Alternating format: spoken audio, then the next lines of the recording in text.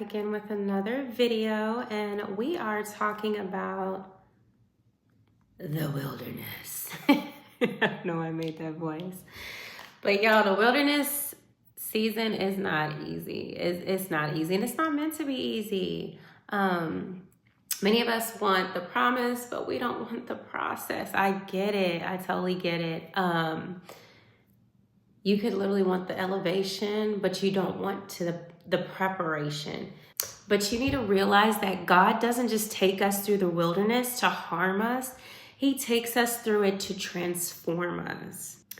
And once you get the mindset that the wilderness is not a place of comfort and chill and kick in and meet new friends, it's literally a place of discipline, structure.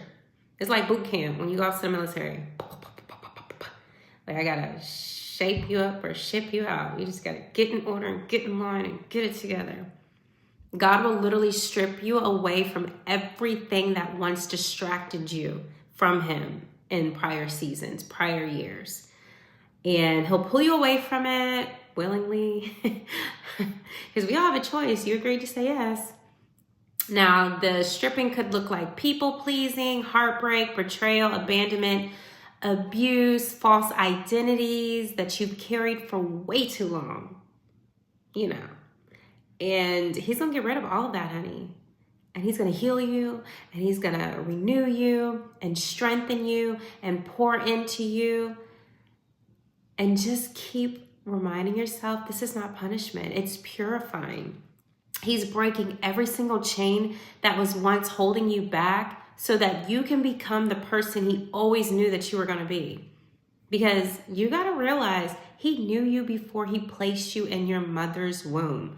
We see that in Jeremiah chapter 1, verse 5. He knew you before He placed you in your mother's womb. So if He knew who you were before you became a people pleaser, before you became, I talk like this now. No, He knew what she was about. So He's trying to get you back to that. It's preparation, people.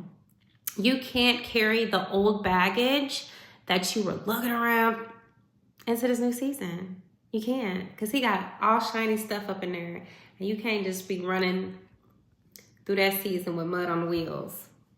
And that goes for mindsets, old habits you may have, old relationships that no longer serve you in the next season and was supposed to be seasonal and not long term, but you may have dragged it out a little longer. Literally everything that doesn't align with God's will, it's gotta go.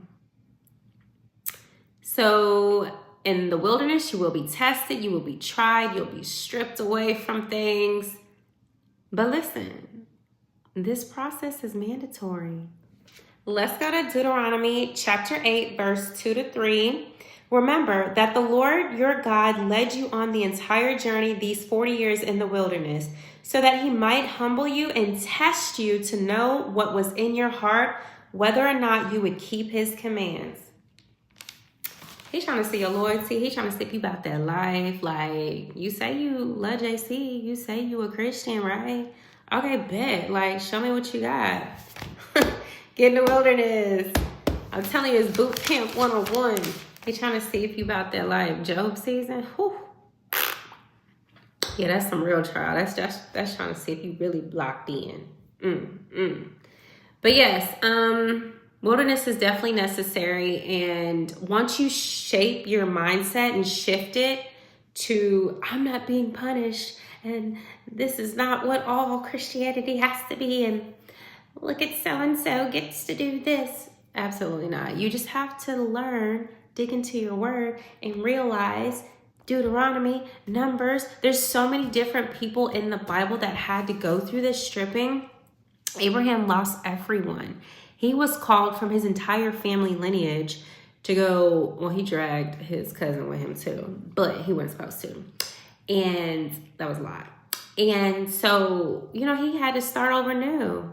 So just dig into your word so you don't feel like you're being singled out. You don't feel like, because the enemy's going to put these thoughts in your head like, yeah, God's only doing you like that. And, you come hang with me, then You ain't got to do it like that. You ain't got to be waiting that long.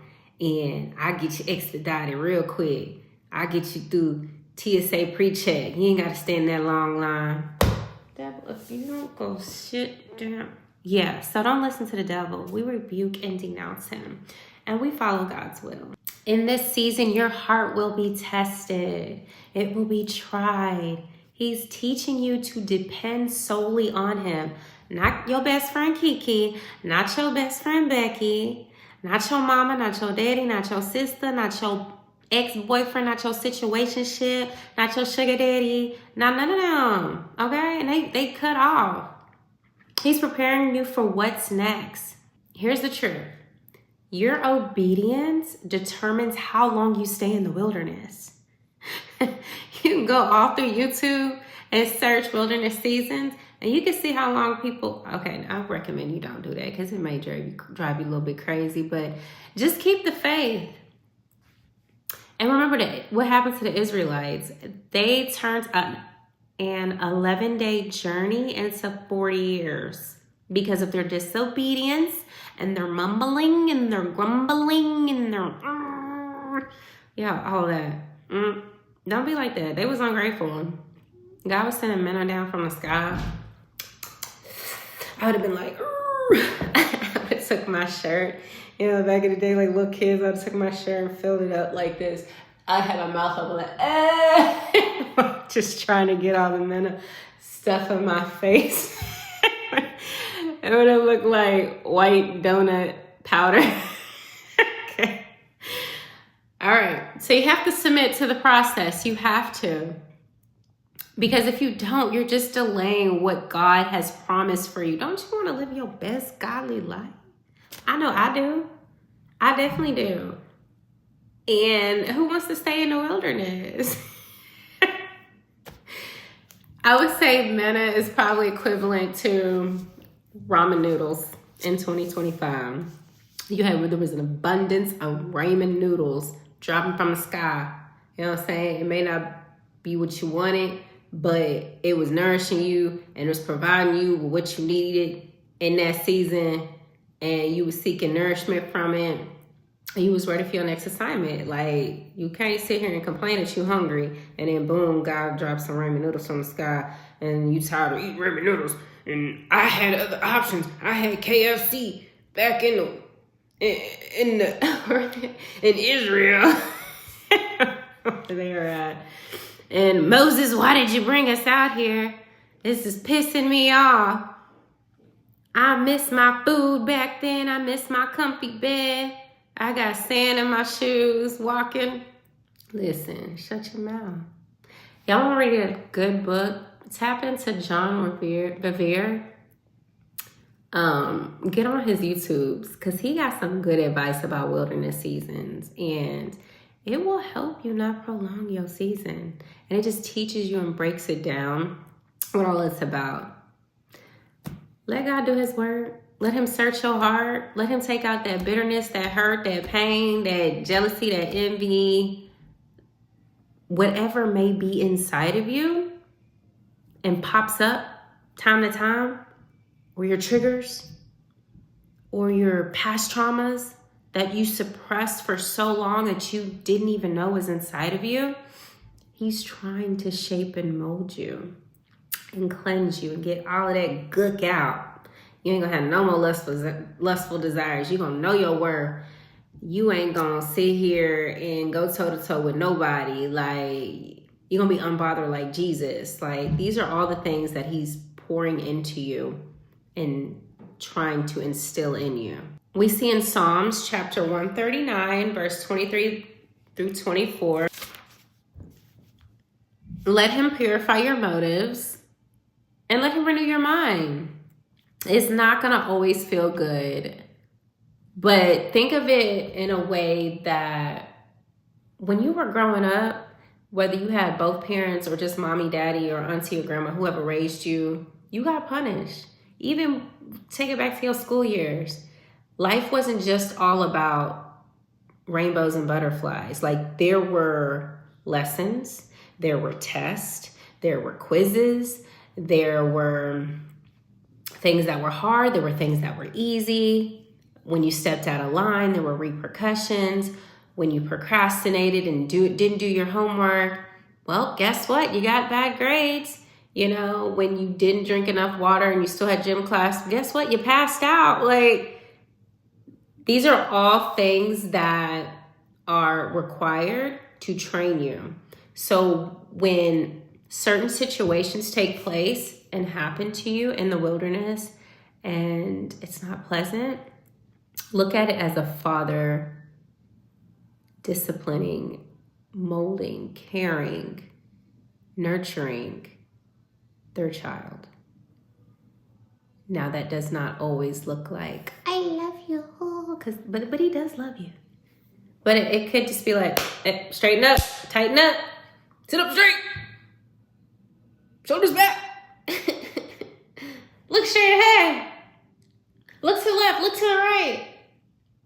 You know, it'll look like things like that because he's your eyes, he's your ears, and he's making sure that you're in tune with him so that when he say move, you move when he move. But you would never know to do that if you got so much going on. If you answering every phone call, if you're not turning down no dinner dates and you on Tinder swiping and you know what I'm saying? Like you checking for everybody that come your way and you're working 2-3 jobs and you got extracurricular activities. So when he eliminates all that and he asks you, hey, you say yes to this call, here's the next step. Cut this off, stop doing this, do this, spend your time doing that. I want you to dig deeper in your word, spend time with me. Then you gotta, hey, that's just what it is. That's simple, isn't it? Is he asking you to do backflips over the moon? Like, I don't know, because some of y'all was doing that for these guys out here in these streets. Your father ain't asking you to do none of that. So he asking you to read the Bible, get to know him, pray and talk to him, and cut off this person who I done shared with you is not a good person for you.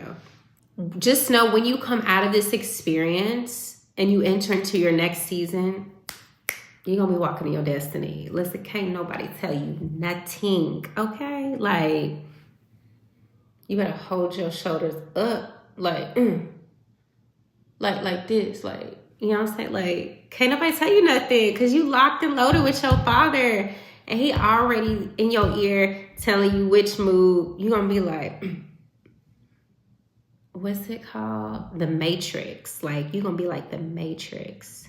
Because you're going to see everything, you're going to know everything, and you're going to be fully prepared for when the enemy try to come up against you. Block. And you're going to know scripture. Block. Just like how Jesus was in the wilderness. Block. Satan was like, oh, well, if you're the Son of Man, Son of God, then turn these stones into bread. Block. Here goes scripture. Block. You know what I'm saying? Like, you're just going to be spitting it left and right, and can't nobody tell you nothing. Because you're going to be locked and loaded because you trusted the process and you allowed God to do a great thing. And now if somebody try to come at you with something that's not of God, you can identify because your discernment is on 100,000 and you good. So now your next season and your assignment and your purpose is just going to flow beautifully. I hope this message encouraged someone to just trust the process, that the wilderness is necessary. And I know you sitting in the beginning part of the wilderness and you probably like, girl, shut up. What? No, it's not. But it is. It is. And on the other side, everything God has promised you, it's going to happen. Keep your head up. Hang in there. You got this.